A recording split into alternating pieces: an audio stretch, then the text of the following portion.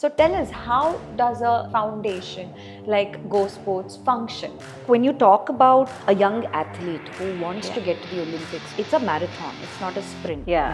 What we have learned in Go Sports is there is a lot of talent in this country. Right. What is missing is the support structure around them to nurture them and Yeah. handhold them to get to the next level. Yeah. Why, first of all, and if why, how? Yeah. So I think the how part is what we try to come in. Building that talent pool, talent identification becomes a challenge. When we decided we'll have applications, our only thought process is A, you want someone who wants the support and who's seeking the support, and B, what can we add value to them in their journey? Coming to funding, oh, that's a nightmare, because you have found them, and to convince them, no, this is our ghoda, you have to invest here. It can't be easy. So our early days were all friends and family. After some point, I think we got stopped getting invited to many places because wherever we'd go, it'd be like, can you please donate to us? And we actually did a sports memorabilia auction very early on, and in fact Roger Federer is one of our very key people. Wow. Not too many people know this story, but thanks to Rohan Bopanna, got us his racket, and we did a auction. That was one early way of how we were funding things, and we were very limited number of athletes at that time. We were supporting about 18 to 20 athletes because that's the amount of funding you could actually raise through friends and family. But I think the turning point for us and Indian sport, I would say, was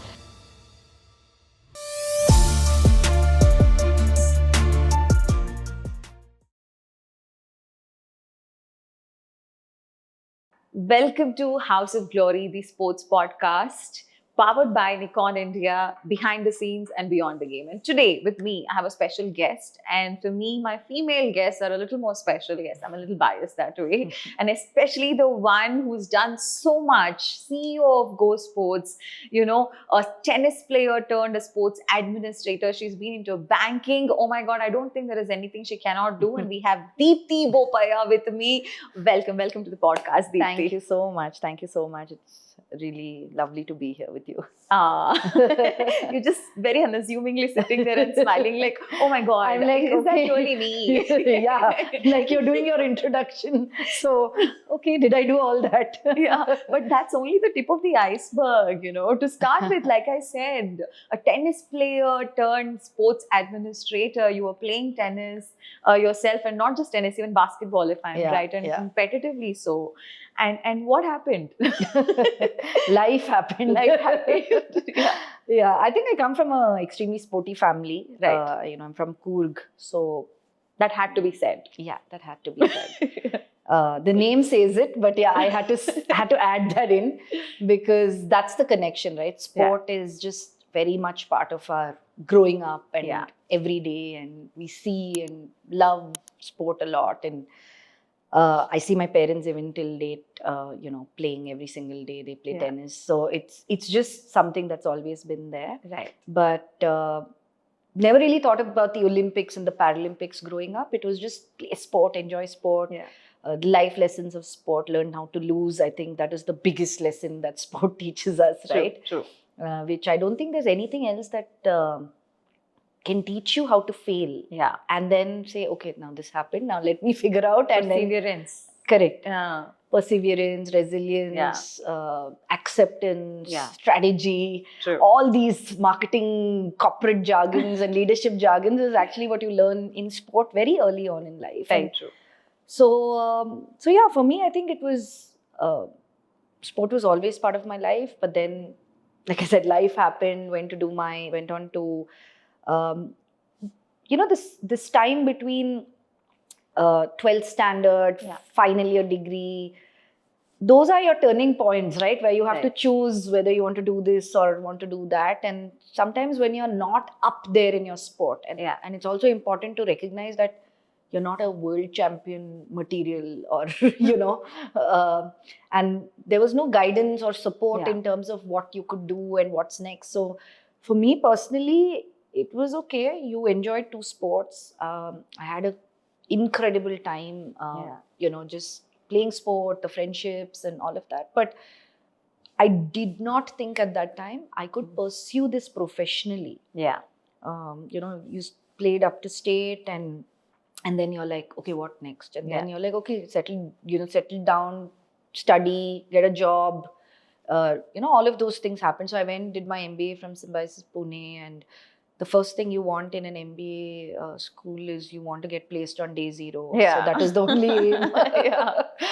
So yeah, that happened, and then I got into HSBC. I was there for 6 years, and then again I was like, what am I doing?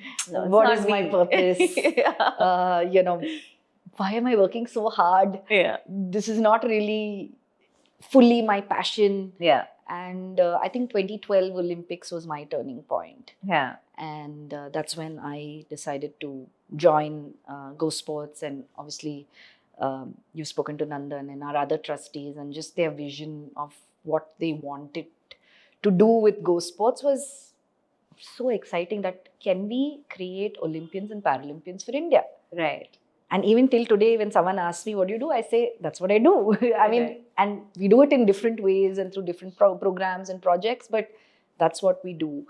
And I think that narrative around how 1.5 billion people and we have only 2 Olympic individual gold medals, it seems odd. Yeah. But how do you change that? That's an entire process and ecosystem. True. So yeah, that's why. It's a very daunting task. That's the least I can say and describe it. But you made it sound, quite easy in a nutshell. You just put it in a nutshell. What does Go Sports do? No, we just, preparing people for, athletes and para-athletes for their Olympic medal. No, I'm sure it's layered. I'm sure it's more intrinsic than that. Yeah. So tell us, how does an organization, a foundation like Go Sports function? Because I'm sure on the grassroots level, there's a lot more than what you just said, happening. Absolutely. Yeah, please walk us through it. I want people to know, because when you run a sports administration foundation, it's just an umbrella. It's this big umbrella which covers so many things. Let us, understand what that is.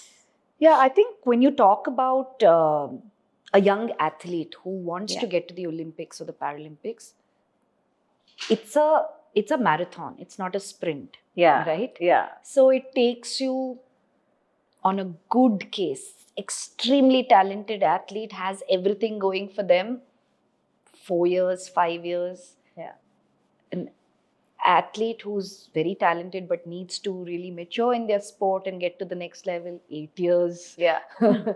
Someone who's very young but wants to become an Olympian and a Paralympian, 10 years, 12 years, Yeah, 15 years. I know. Right? So it really is broken down in that, and it Yeah. depends on which sport you're playing, where you're playing your sport. And I think what we have learned in Go Sports is there is a lot of talent in this country. Right. What is missing is the support structure around them to nurture them and Yeah. handhold them to get to the next level. Because if you're talking about a 13-year-old Yeah.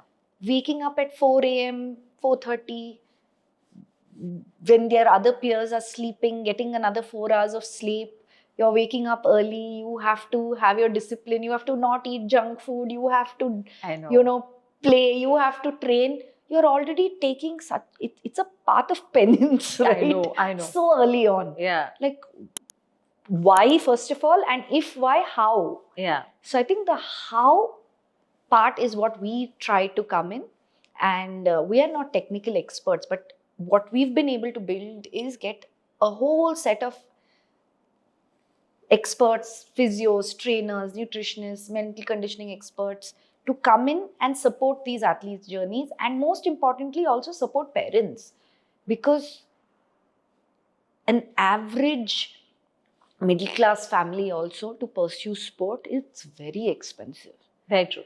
Especially in India, and if you take sports like a squash or a tennis or a golf, It's next level. it's next level, right? Yeah. And if I was a kid growing up in Europe and playing tennis, I would probably play 30 to 35 tournaments through the year, Yeah. because it's all in my neighborhood. I'd play every weekend. But kids here, we have to first find the money, get Yeah. the tournament, get the entry, because we don't have that much competition structures. And there Very are a lot of gaps Indian sport had, Yeah. has, and as we go along, we're covering up, I think, in very fast. Yeah. But we provide a scholarship to an athlete to support them holistically. So it could be a coach, it could be a trainer, it could be a mental conditioning expert, it could be somebody who's helping them with their nutrition. So it's curated for every single athlete. So badminton players, we actually played with a lot of, we all supported a lot of badminton players over the last 16 years, and each and every one of them had a different program. Yeah. You can't do what works for a Shrikant, for Pranoy, or Rutvika, or you have a Trisa Gayatri now, youngsters who are doing exceptionally well. Every 4 years, we feel even what an athlete needs and what the system has, and the gap keeps changing. So I think we've grown and learned along with our athletes. We've been so fortunate to have incredible human beings who are in this pursuit of excellence, and to be part of their journeys. I think that has been the most special, because sport is also very brutal. Very brutal. Out of the 100, 99 are not going to make it. Exactly. I was going to come to that point. Because building that talent pool, talent identification becomes a challenge. Yeah, because you're getting people, you're supporting them, help them grow, right? Yeah. And if he or she is not already a champion, and to find that right person and to back that person, because for you it's a choice at the end of the day. There will be 10 people say you can support 3. So talent identification is brutal. Yeah. It is. Tell me, how do you go about it? So we actually formulated a very interesting process of how we select athletes. We actually don't go into, we do at a later part of our selection process, but our first instinct is not just performance. Yeah. So other than application-based process, athletes have to apply for a scholarship.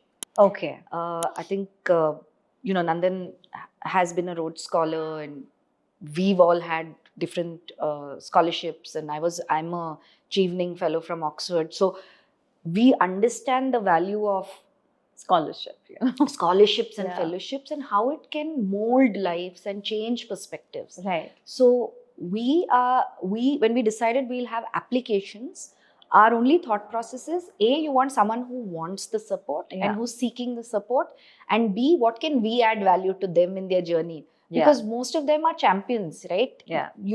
We are fortunate to get a chance to be part of their journey, and most of them can make it without you. Yeah.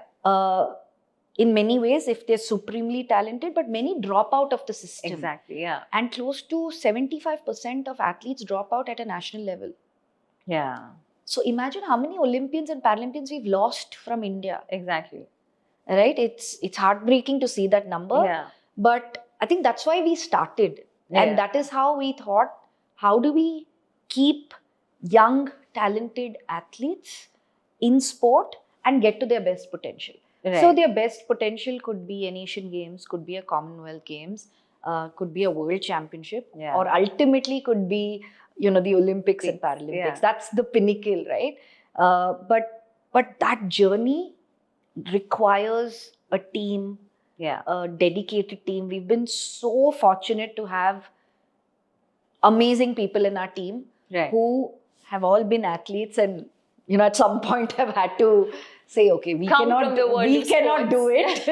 Let us, let us get somebody else, or let us work with somebody else to make that dream possible. Or we've had fans, who just love and breathe sport, and the integrity of our team and the passion, I think, that we all share is, at the end of the day, wanting India to be on a world map in sport. And if we can play that journey, and many of us have got that opportunity to be part of that journey, it's really special. Oh my God. I feel special being a part of this conversation. Thank you. No, but You yourself have been part of many journeys. it's personal. When they win, I cry. Yeah. And I do. It's very personal when you've known them a little bit. Yeah. And when you've been there, literally practically a part of the journey, I'm sure that's another level, of course. Yeah. No, but funding. Yes. Coming to funding, that's a nightmare, because you are actually getting somebody to invest in people Yeah. who are getting ready for the journey. Yeah. You have found them, and to convince them, no, this is our ghoda. You have to invest here. It can't be easy, Dipti. Yeah. Has and will always be the most challenging part, right? Because Funding. I always say in sports, you'll only have very few champions, and that doesn't make the other athletes bad. Correct. They are very good. Correct. Just because they're not standing on the podium doesn't mean that they should not get the love and respect and all the privileges, admiration and all of that. So to get funding for these people, tell me, how do you go about it? So our early days were all friends and family. Oh. And, after some point, I think we got stopped getting invited to many places, because wherever we'd go, it'd be like, can you please donate to us? And, our group of trustees, advisors, and everyone really put themselves out to try and get those initial amounts of money. And we actually did a sports memorabilia auction very early on, and in fact Roger Federer is one of our very key people. Wow. Not too many people know this story, but thanks to Rohan Bopanna, he got us his racket and we did a auction. So our first kind of large chunk of money that came was actually selling,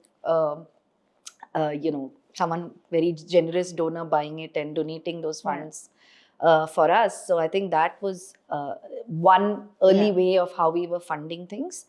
And we were very limited number of athletes. At that time, we were supporting about 18 to 20 athletes, because that's the amount of funding you could actually raise through friends and family. But I think the turning point for us and Indian sport, I would say, was the CSR that came in 2013, right?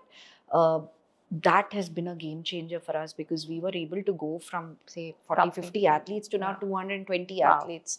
So we give that many scholarships, and all our corporates, every single person who has come has believed in this thought process of putting India on a world map and creating role models for India, because that's really what we're doing.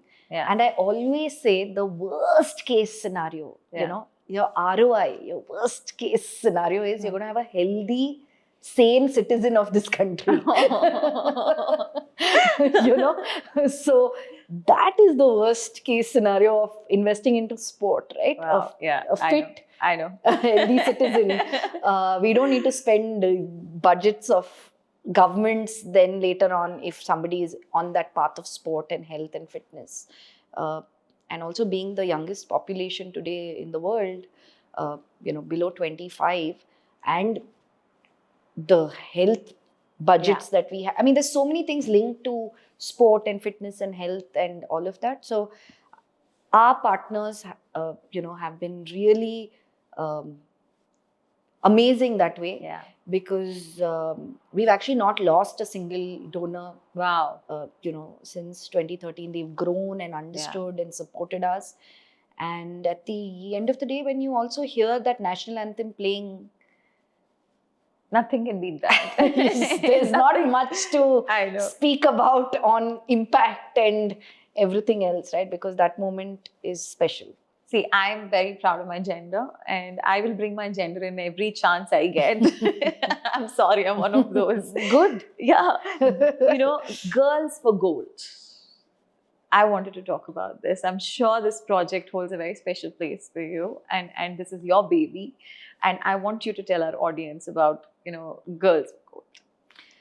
So I'm gonna just talk about gender, but I'm also going to talk about inclusion, because we, started supporting able-bodied and para-athletes right from the start. Yeah. So it was not something that we kind of uh, started recently, but there's Olympics and there's Paralympics, and this is performance and excellence, and we will support everyone.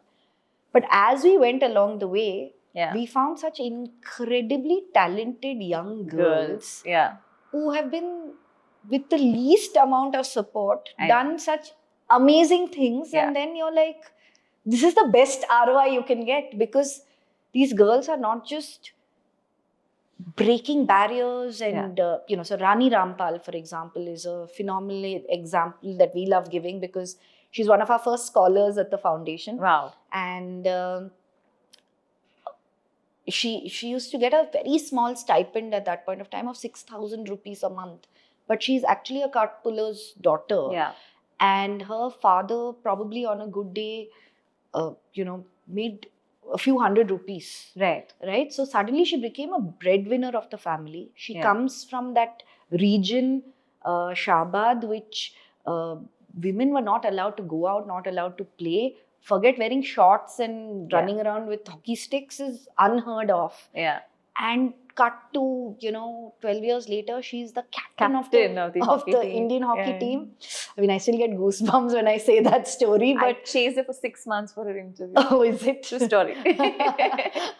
So right? Yeah. But for us, we didn't support her till she went till the Olympics, because then she got into the team, and then, the talent pulls but you what along. matters is that nudge in the beginning. No? Exactly. So that's the part we love being part of. Yeah. It is, if you take a building, you have the foundation, which usually the coach and the parents put in. Yeah. And then you get to a stage where you're like, okay, I'm good. What do I do now? Yeah. And I think from there to the top is what we are most excited about. So building the idea to something concrete, and then the world will come. Yeah. Everyone will come and support the talent. Everyone will come and take the athlete forward, and it's special to see their journey after that. But I think Rani has been special. Deepa Karmakar, and what northeast of India, picking up gymnastics, finishing 4th at the Olympics, doing the death vault, which only 5 people in the world do. And then sometimes you sit and you're like, which part of, this is also India. Rani is also India. And then you have another person in central, you have a Manu Bakar today or a Sindhu today, who come from parents who understand sport and put them. But each one of them are such incredible role models, because they're saying, hey, if I can do it, you can do it. And I think that belief is why we created this project. And we actually did the Girls for Gold, keeping in mind that how can young girls who are supremely talented get the access in their academies.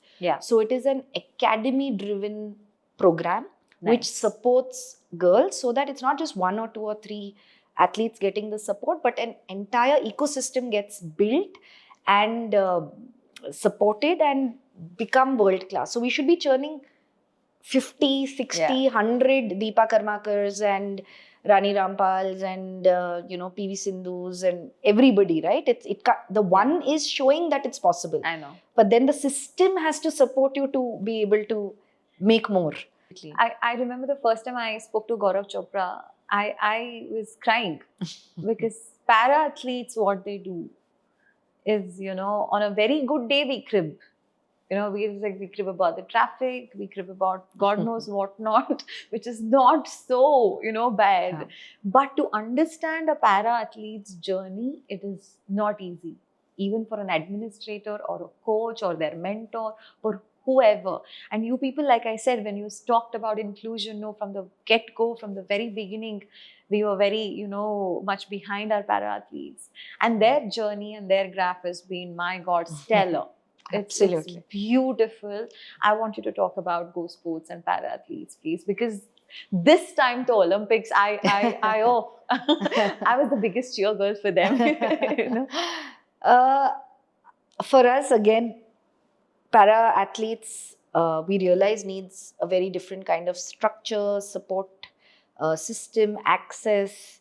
understanding. Yeah. Because in parasport, it's important to understand what the disability is, what the limitations are, Yeah. and what categories do they sit under. So Yeah. if you're a person with disability, you have to first get your classification done. And that classification happens internationally. It actually Yeah. doesn't happen here. There is a base level that happens here, and then you have to go outside. So we also learned along the way through our athletes. Sharath was one of our first few athletes who Yeah. we kind of learned a lot from. And then we instituted a program called the Para Champions program. Wow. And that's when CSR came in. Yeah. And we realized that, for example, if you're sending a young athlete to play a competition, say a swimmer is going to compete outside, you might need to take care of their funding, travel, stay, and their logistics. But if you work with a para athlete, it's exactly double the amount if they have an escort or a guardian. Yeah. Right? So you're spending double the amount. the amount automatically in the para sport world. And different types of disabilities. I mean, there's waist down, there's arm, there's leg, there's dwarfism, there is people who have different requirements. So our Para Champions program, again thanks to IndusInd Bank, gave us that initial support. They still continue to support. I would say they're pioneers in the parasport movement, among corporate India and even Sony Pictures. But they allowed us to figure out and design what do para athletes need. And I think there was no benchmark. At that point of time, no organization was actually supporting para athletes at that point of time when we started it. And I was there at Rio. Our contingent was 19 people. And I think 3 out of the 4 medalists were athletes that we supported. So Deepa Malik, then we had Varun Bhati, Devendra Jhajaria, and they're all now today such advocates for parasport, right? So I think that was also the intention. How do you create with such little support? They went and we won 4 medals out of 19. Wow. That went doubled immediately, and then now in Paris, you are 29 medals, right? Larger than the contingent that we sent. That was the number of medals we won in 2 Olympic cycles. Right. So imagine the possibilities. And because of that, I think the greatest satisfaction with working with para athletes is the ability for some of them to find identities for themselves. And I think that has been the most heartening feeling for us, that some of them, never even knew what a motorized wheelchair was. And in fact, Rajinder Railu, he was one of the first para powerlifting medalists, and we got him his first wheelchair, which he still uses, and he's like, I'll never let this wheelchair go. Very recently at an event, he said, this is the wheelchair that taught me how to move on my own. I always had someone with me, and now I can go anywhere on my own. And that kind of independence we all take for granted, right? I know. So I think that has been quite special for us. And the learning, I think for everyone in our team, like you said, we all keep cribbing about everything. We're all currently able-bodied. And that could change at any point. All right? Because most of them have lived like you and me, and an accident or a medical situation or a medical negligence has caused the disability. And then they've had to relearn and reorient and literally start a new life, right? But what they're expecting is not sympathy. They're just saying, you have it, so give it to us. Don't do anything extra. It's their right to life, Yeah. And they are, we shouldn't even say they. I think that is, again, people with disabilities are people first who need everything that you and me want.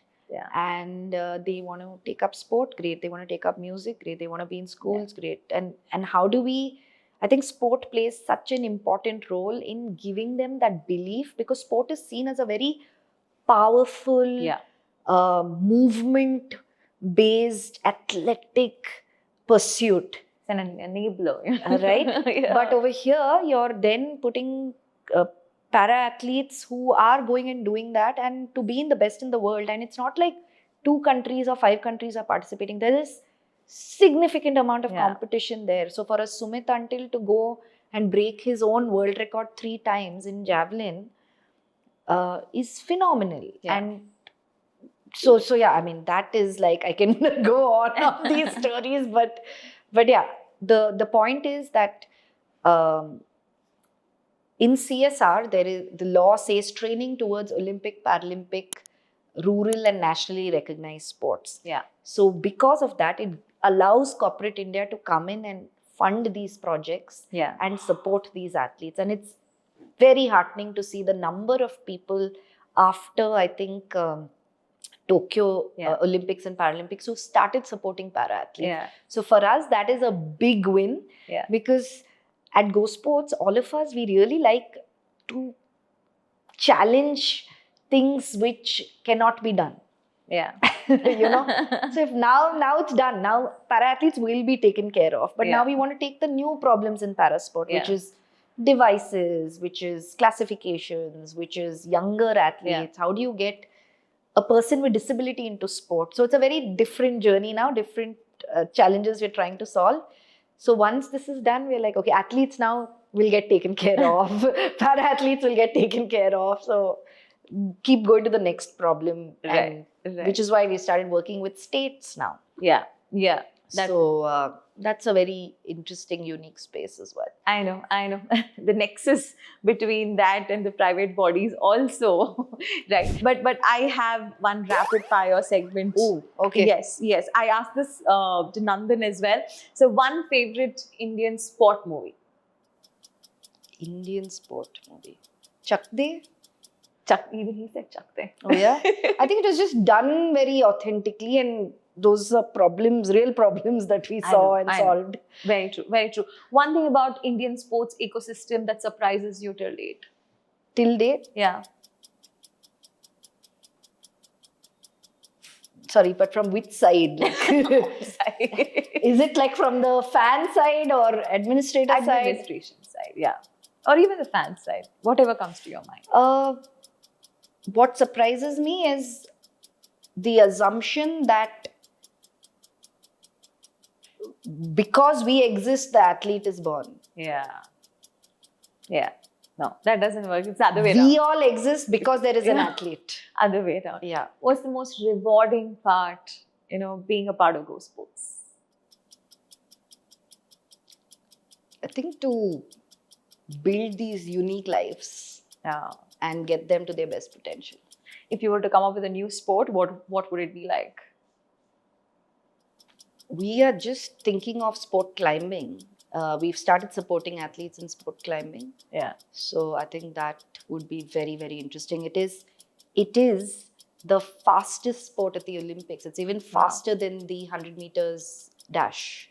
Wow. So sport climbing gets over in like less than 5-6 seconds, I think, the world record. Wow. I'm not sure of the number, but yeah. So even a 100-meter dash takes you 9 seconds to finally do that. But I think sport climbing is the fastest sport now in the Olympics.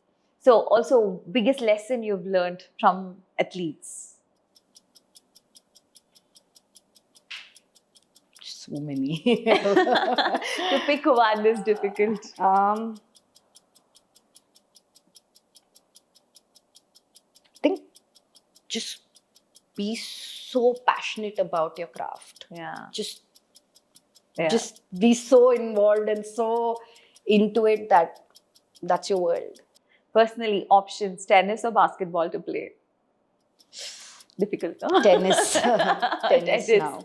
And to watch, what do you prefer watching? What do you follow religiously? Tennis only, same.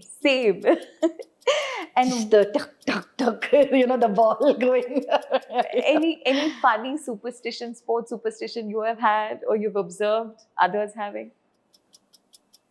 I think once you sit in one seat, you have to sit there through the match. You've done that? Yeah.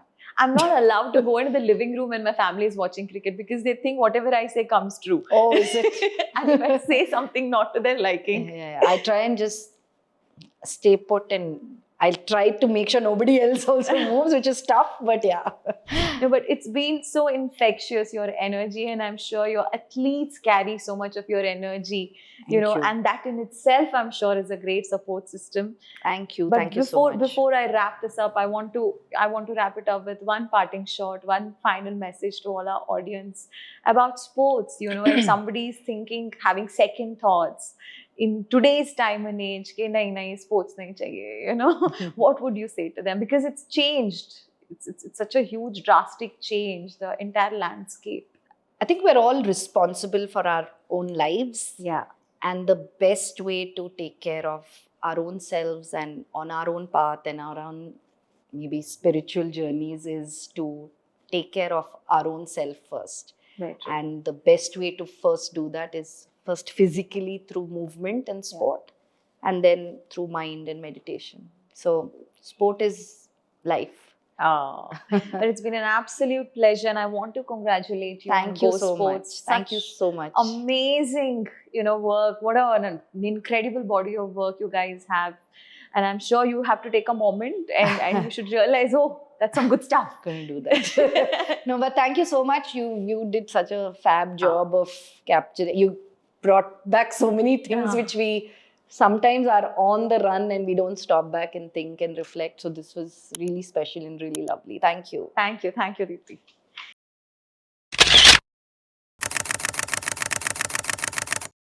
Turning point for us and Indian sport, I would say, was the CSR that came in 2013, right? That has been a game changer for us because we were able to go from, say, 40, 50 athletes to now 220 athletes. So we give that many scholarships, and all our corporates, every single person who has come has believed in this thought process of putting India on a world map and creating role models for India.